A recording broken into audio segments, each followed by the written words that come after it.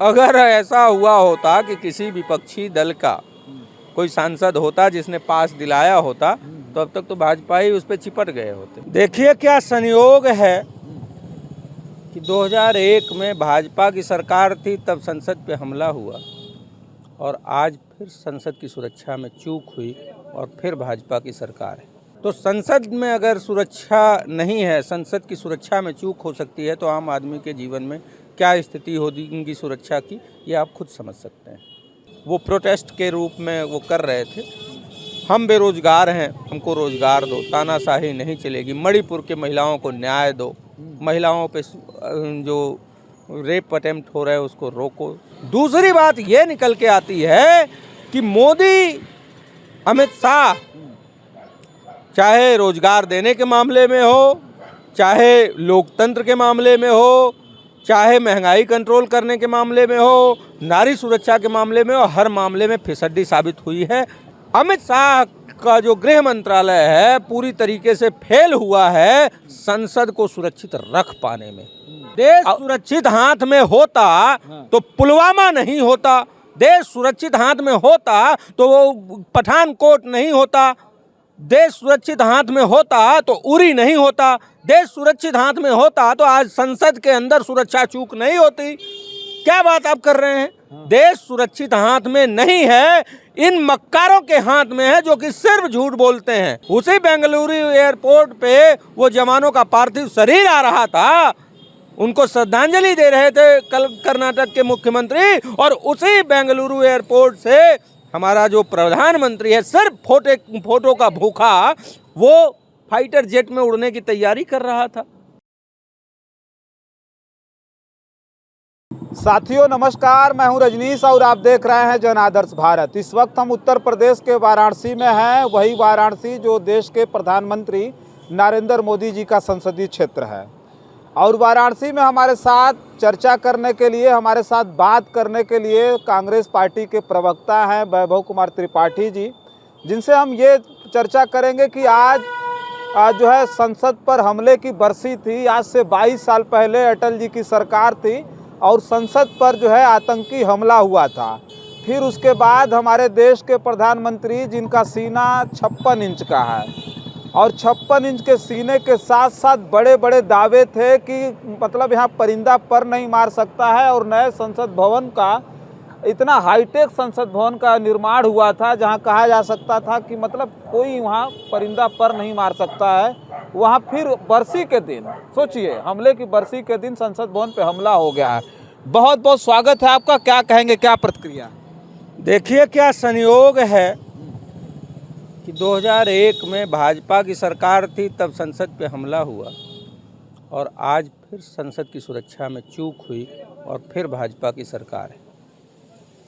बात ये करेंगे कि ये जो चूक हुई है वो कैसे लिया जाए, देश कैसे सोचे।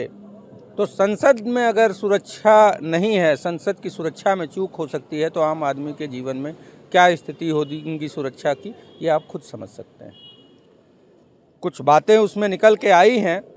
संसद की सुरक्षा में जो चूक करने वाले लोग थे, जो संसद में घुसे, उनके पास भारतीय जनता पार्टी का, भाजपा का जो सांसद प्रताप सिम्हा, उसने दिया था, मतलब वो उसके गेस्ट थे, मतलब भाजपा के सांसद के गेस्ट थे जो संसद की सुरक्षा में ये चूक किए। तो ये गंभीर मामला है।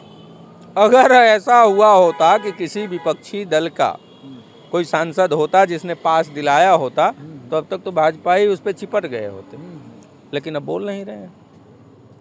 दूसरी बात, उस पूरे मामले में जो नारे लग रहे थे, तानाशाही नहीं चलेगी, मतलब कम से कम वो लड़के आतंकवादी नहीं थे, वो प्रोटेस्ट के रूप में वो कर रहे थे, हम बेरोजगार हैं, हमको रोजगार दो, तानाशाही नहीं चलेगी, मणिपुर के महिलाओं को न्याय दो, महिलाओं पे जो रेप अटेम्प्ट हो रहा है उसको रोको, नारी सुरक्षा की जाए।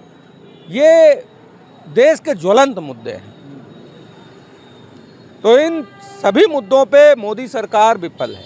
विफल है वो तो ठीक है, ऐसे मुद्दे पर सलीके से आप प्रदर्शन करेंगे कि जाके बम फेंकेंगे जो है संसद? मैं उन लोगों के प्रदर्शन को मैं ये नहीं कह रहा हूँ कि वो जायज़ है। नहीं नहीं, जैसे आप बात कर रहे हैं लग रहा है कि नहीं आप उनका समर्थन करना है भाई, ठीक है, बहुत अच्छा है। नहीं नहीं नहीं, मैं इस घटनाक्रम से निकल के क्या आ रहा, मैं उसकी बात कर रहा हूँ। तो ये जो ज्वलंत मुद्दे हैं, इससे जनता उद्वेलित है। एक बात ये निकल के आती है। दूसरी बात ये निकल के आती है कि मोदी, अमित शाह, चाहे रोजगार देने के मामले में हो, चाहे लोकतंत्र के मामले में हो, चाहे महंगाई कंट्रोल करने के मामले में हो, नारी सुरक्षा के मामले में हो, हर मामले में फिसड्डी साबित हुई है। ये इस बात से निकल के आता है। दूसरी बात ये है कि अमित शाह का जो गृह मंत्रालय है पूरी तरीके से फेल हुआ है संसद को सुरक्षित रख पाने में। ये दोनों ही तरीके से सरकार और गृह मंत्रालय प्रश्न के घेरे में है। लेकिन दुर्भाग्य है इस देश का कि गोदी मीडिया इसको भी भाट दरबारिता का माध्यम बना लेता है। कोई चर्चा नहीं होती है। अब थोड़ा सा इसके उलट सिक्के का दूसरा पहलू देख लेते हैं। अगर किसी कांग्रेस या विपक्षी दल का सांसद उन लोगों को पास दिया होता तो आप इमेजिन करिए कि क्या हो रहा होता टीवी डिबेट में। दूसरी बात, किसी दूसरे की सरकार होती तो क्या हो रहा होता टीवी डिबेट में। पूरा 24 का इलेक्शन उसी पर लड़ लेते और क्या होगा। हाँ, और वो जो बच्चे हैं वो हिंदू हैं। अगर वो मुस्लिम, सिख, ईसाई हो रहे होते तो ये जो चड्ढी गैंग है वो कैसे नाच रहा होता। ये है मामला, गंभीर स्थिति है। नहीं, ये मामला है, ठीक है। लोग वो जो है इस चीज़ को भुना लेते हैं, मतलब ये जनता में बताने में सफल हो जाते हैं। आप काहे नहीं सफल हो पाते हैं, आप काहे नहीं वो बात करते हैं? देखिए, ऐसा है कि वो क्या कर पाते हैं वो हम नहीं कर पाते हैं। ये हमारी प्रॉपर्टी है। वो झूठ बहुत अच्छा बोल लेते हैं, हम सच बोलते हैं, हम झूठ नहीं बोल पाते। ये मेरी कमी नहीं है, कमजोरी नहीं है, ये मेरी ताकत है। हम सच ही बोलेंगे। वो जनता को गुमराह कर ले जाते हैं, हम नहीं करते हैं, तो ये मेरी कमजोरी नहीं है, ये हमारी ताकत है। हम जनता के साथ धोखा नहीं कर सकते, झूठ नहीं बोल सकते। तो इसको इस तरीके वो तो बता दी। हमारे कहने का मतलब कि मोदी जी ने तो बता दिया कि भाई देश हमारे शासन काल में देश सुरक्षित हाथ में है। देश सुरक्षित हाथ में होता तो पुलवामा नहीं होता।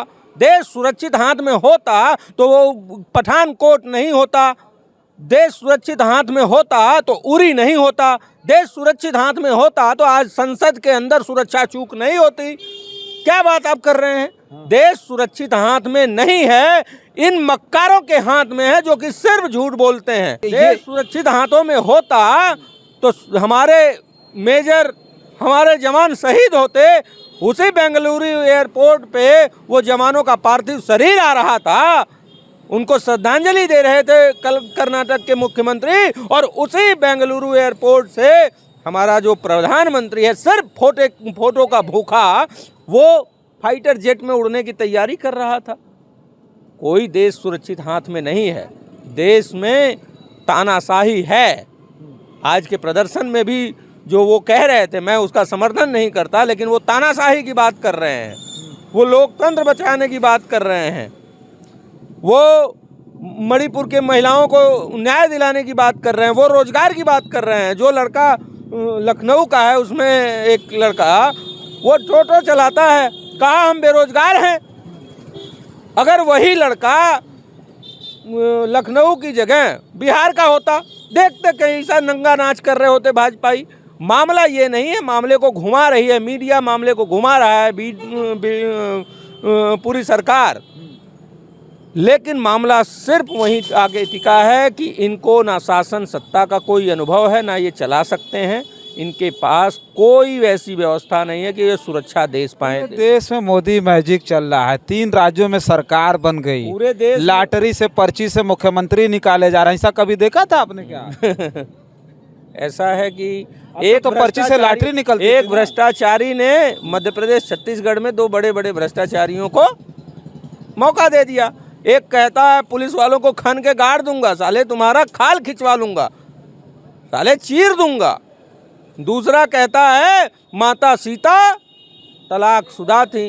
अब ये राम भक्त हैं कि रामद्रोही हैं? वहीं आते हैं। कौन बोला था कि नहीं? मध्य प्रदेश का मुख्यमंत्री, उसने कहा माला, हाँ, उसने कहा कि माता सीता तलाकशुदा हैं। तो अब रामद्रोही, अब एक बात मुझे याद आ गई कि ये राम राम कहते हैं, राम राज्य का दावा करते हैं। राम राज्य में माता सीता को तलाकशुदा कहने वाले को मुख्यमंत्री बना के महिमा मंडन कर दिया जाता है, और एक लोकतंत्र की आवाज़ उठाने वाले लक्ष्मण को निष्कासित कर दिया जाता है। ये राम भक्त हैं या रामद्रोही हैं? ये अब आप समझें, जनता समझे। मामला ये नहीं है। अब इस बात को जो आप कह रहे हैं कि लॉटरी से अगर मुख्यमंत्री निकल जा रहा है तो लोकतंत्र कहाँ है? हम वही बात कह रहे हैं, ना लोकतंत्र भाजपा में है और ना भाजपा पूरे देश में लोकतंत्र रहने देना चाहती है। ये बताइए, आप भी नेता हैं, कांग्रेस के नेता हैं, आपकी इच्छा नहीं है मुख्यमंत्री बनने की? आपकी इच्छा नहीं है विधायक सांसद बनने की? देखिए, इच्छा होना कोई गलत बात नहीं है। अगर आपको मौका मिल जाए, नहीं मुख्यमंत्री बन जाए, बताइए कि आपको तो खुश होना चाहिए, आप ब्राह्मण हैं और ब्राह्मण चेहरा जो है ये भजन लाल शर्मा को पहली बार विधायक, इतना दौड़ते दौड़ते उनको टिकट मिला, बड़ी मुश्किल से चुनाव जीते और पहली बार के विधायक को मुख्यमंत्री बना। धरती लगी फटने और खैरात लगी बटने, आप समझ ही नहीं रहे हो। जब धरती फटी है तब ये खैरात बटी है। आप जो बात कह रहे हो कि उनको 22 राज्यों में भाजपा की सरकार थी, एक भी मुख्यमंत्री ब्राह्मण नहीं था। जब धरती फट रही है, लोगों को समझ आ रहा है कि ये राम नाम का जो घुट्टी पिला रहे हैं, राम के नाम पे ये 1400 करोड़ खा गए राम मंदिर का चंदा, ये 2 करोड़ की ज़मीन 18 करोड़ में 16 करोड़ गबन कर गए। ये राम भक्त नहीं, ये रामद्रोही हैं। माता सीता को तलाकशुदा कहने वाले को ये मुख्यमंत्री बना रहे हैं, ब्राह्मण कट रहा है तो रेवड़ी दे दी। अब तो खुश हो जाइए, ब्राह्मण को मुख्यमंत्री बना दिया। मैं तो ये चाहता हूँ कि ब्राह्मणों का उद्धार हो, ब्राह्मणों को शिक्षा की व्यवस्था। आप कैसा सम्मान चाहते हैं? अरे भैया, संपूर्णानंद संस्कृत यूनिवर्सिटी बंद करने की कगार पे है, वैकेंसियां नहीं निकल रही, वहाँ टीचर नहीं पढ़ाने के लिए, संस्कृत को डुबाने के लिए लगे पड़े हैं। ब्राह्मण हो, एक तो मुख्यमंत्री बना दिया। मैं बताता हूँ, कांग्रेस के रिजीम में 10-10 मुख्यमंत्री ब्राह्मण होते थे। अब क्या बात करें? शुरुआत हो गई है ना, बताइए। वसुंधरा राजे जैसे बड़े नेता को साइड लाइन कर दिया। जब अंत आता है तो ऐसे ही भभक जाता है। जब दीपक का अंत आता है तो ऐसे ही भभक जाता है और बुझ जाता है। तो वो चाहे कुछ भी अब कर लें। देखिए, मध्य प्रदेश, छत्तीसगढ़, राजस्थान की जनता चाहती थी कांग्रेस को, कैसे ये आए। अब वहाँ जनता का चिंतन है कि अब अगली बार और मजबूती से विपक्ष को मजबूत करना है, जो कि जनहित की बात करने वाला है, जो जातीय जनगणना की बात करने वाला है, जो महंगाई कंट्रोल करने वाला है, जो किसानों को कर्जा मोदी जी के है, जो बिजली बिल सस्ता करने वाला है, जो गैस सिलेंडर सस्ता करने वाला है, जो पेट्रोल डीजल सस्ता करने वाला है। जनता इस बार, और मैं तो आपको बता दूं, जो अनैच्छिक सेवानिवृत्ति दी गई है, ये लोग भी 24 में लंका लगाएंगे भाजपा की। एक तो सुना होगा आपने स्वैच्छिक सेवानिवृत्ति BRS, अब अनैच्छिक सेवानिवृत्ति URS हो गया। URS में जितने लोग बाहर हुए हैं, चाहे वसुंधरा से, रमन सिंह से, शिवराज से, ये सारे लोग कांग्रेस में नहीं कांग्रेस में नहीं आएंगे, लेकिन अब ये लंका लगाएंगे मोदी की। लिख के ले लीजिए। अभी शिवराज का बयान आपने सुना नहीं शायद, मैं मांगने नहीं जाऊंगा। उनके लोग कह रहे हैं हम तो आप ही को आज नया बयान सुने हैं। उन्होंने क्या कहा है? उन्होंने कहा है कि हमको जो कुछ भी मैं हूँ वो बीजेपी की देन है। एक छोटे से कार्यकर्ता को 4 बार मुख्यमंत्री बनाया। आप क्या चाहते हैं कि उनको पार्टियों से बाहर करके भिखारी बना दे? सब पार्टियां से जिस दिन बाहर जाएंगे, व्यापन वाला मामला खोल नहीं देगा। ये मोदी है भाई, जिसने आडवाणी की फाइल खुलवा दी कि आडवाणी राष्ट्रपति न बनने पाए। वो शिवराज को क्या समझता है? आप समझ ही नहीं रहे भैया। उनकी मजबूरी है, लेकिन जो भीतर घात होता है ना, वो ऐसे ही होता है कि हम तो तुम्हारे साथ भी और हम तुम्हारे खिलाफ भी, तो ये वही लोग हैं जो 2024 में मोदी की नैया डुबोएंगे और नाव में अंदर बैठ के ही और अपना निकल जाएंगे, ये डूब जाएंगे। अच्छा, आखिरी सवाल ये है कि संसद भवन पे फिर से हमला हुआ ठीक उसी दिन जिस दिन उसकी बरसी थी, उसके साथ साथ जो अंदर घुस करके इस तरह से केन फेंक रहे थे वो भारतीय जनता पार्टी के सांसद जो है के पास पर अंदर गए थे हैं। तो अभी कांग्रेस की क्या प्रतिक्रिया है? कांग्रेस इसको जनता के बीच बताने में असफल होती है तो बोलती है गोदी मीडिया ही दिखाना नहीं चाहती है। बीजेपी हो हल्ला मचा करके इस पे चुनाव लड़ जाती। कांग्रेस ये सब बताने में, सब कहने में असफल है। नहीं, अब आपने बात तो कहीं कुछ और करनी थी लेकिन कहीं और जा रहे हैं। गोदी मीडिया जानते हैं क्या है? गोदी मीडिया एक सहज उपलब्ध मीडिया है। हर व्यक्ति यूट्यूब चलाता है, नहीं चलाता है, चला पाता है, नहीं चला पाता है, लेकिन टेलीविज़न पे चलने वाला जो खबर है वो दिन रात एक मीठे जहर की तरह उसके जहन में बैठता जाता है। जो समाचार पत्र हैं वो कहीं भी कोई उसके लिए खर्च की आवश्यकता नहीं है, इसलिए उसका इम्पैक्ट है, इसलिए लोगों के जहन में वो बातें जल्दी और आसानी से और व्यापक रूप से पहुंचती हैं। तो आप ये मत कहिए, ये जो गोदी मीडिया, पत्रकार, प्रवक्ता, अखबार, ये सब जो हैं वो सहज उपलब्ध हैं। जो यूट्यूब पे लोग काम कर रहे हैं, जो कि सरकार के खिलाफ चीज़ों को ले आ रहे हैं कि सरकार ने ये गलती की है, सरकार ऐसे कर रही है, सरकार जो 50 लाख करोड़ का कर्जा था वो 150 लाख करोड़ का कर्जा हो गया, 3 गुना कर्जा 10 साल में बढ़ गया, जो आज़ादी के समय से 50 लाख करोड़ था 2014 तक। तो इन बातों को लाने में तो वो जो है वो सहज मीडिया, सुलभ मीडिया नहीं है, वो हर कोई नहीं देख पाता है। और यूट्यूब पे सर्च करके खबरों को देखने वाले उतने लोग नहीं हैं जो रोज़ टीवी में बच्चों के परिवार के साथ बैठ के देखने वाले लोग। इसलिए हम आरोप गोदी मीडिया को लगाते हैं। और गोदी मीडिया अगर ना बिना मीडिया आपको दिखाना नहीं चाहता है, आप इतना निष्क्रिय हैं कि जनता के बीच वो सारी बात नहीं बता पा रहे। नहीं, ऐसा नहीं है, पहुंच नहीं पा रहा, पहुंच ही नहीं है आपके नेताओं की जनता के मेरे ऐसा है कि संसद में भाजपा की सरकार नहीं बोलने देती, मीडिया उस चीज़ को आगे नहीं पहुंचने देता। इसी वजह से हमारे नेता ने भारत जोड़ो यात्रा शुरू की। अब ये यात्राएं हर प्रदेश में, हर जिले में चलेंगी। ये सब बताएंगे आप? हाँ, नहीं, बिल्कुल, हम उसी बात के लिए कि जनता तक डायरेक्ट हम पहुंच के अपनी बात बताएंगे, मीडिया की आवश्यकता ही नहीं पड़ेगी। और ये हम कर रहे हैं, अब शुरू भी कर रहे हैं, यूपी में भी शुरू हो रहा है, हर प्रदेश में शुरू हो रहा है। और देखिए ऐसा है कि जनता ये जानती है कि इनके खिलाफ हम हैं और ये क्या कर रहे हैं, क्या सिस्टम है, क्या सेटिंग है जो ये लोग जीत जा रहे हैं। तो जनता अब और मजबूती से एकजुट होके अब विपक्ष के गठबंधन इंडिया के साथ खड़ी हो रही है और जल्दी ही आपको परिणाम इसका 2024 में दिखेगा कि सरकार बदल जाएगी। चलिए ठीक है, देखिए हम चर्चा कर रहे थे, अभी संसद भवन पे हमला हुआ है। संयोग देखिए कि आज ही के दिन 22 साल पहले बीजेपी की सरकार में संसद के ऊपर जो है आतंकी हमला हुआ था और ठीक उसकी बरसी के दिन फिर से 4 नौजवान कूद जाते हैं दर्शक दीर्घा से सीधे उसमें संसद भवन में, और जो है उसमें जाकर के उन्होंने गैस से भरा केन फेंकते हैं। सोचिए अब इतनी ज़्यादा मतलब ख़राब स्थिति को और क्या हम बयां कर पाएंगे। 56 इंच का सीना रखने वाले देश के प्रधानमंत्री नरेंद्र मोदी और जो है देश के गृह मंत्री अमित शाह जी का जो सुरक्षा व्यवस्था है वो किस तरह का है वो पूरे देश के सामने। हालांकि हमारे साथ कांग्रेस के प्रवक्ता थे वैभव त्रिपाठी जी, जिनसे हम चर्चा कर रहे थे, और लगातार इन सारी चीज़ों पर चर्चा करके हम अपने चैनलों पर आपके बीच खबरें भेजते रहेंगे। तब तक के लिए आप जन आदर्श भारत देखते रहिए। मैं हूँ रजनीश, बहुत बहुत धन्यवाद।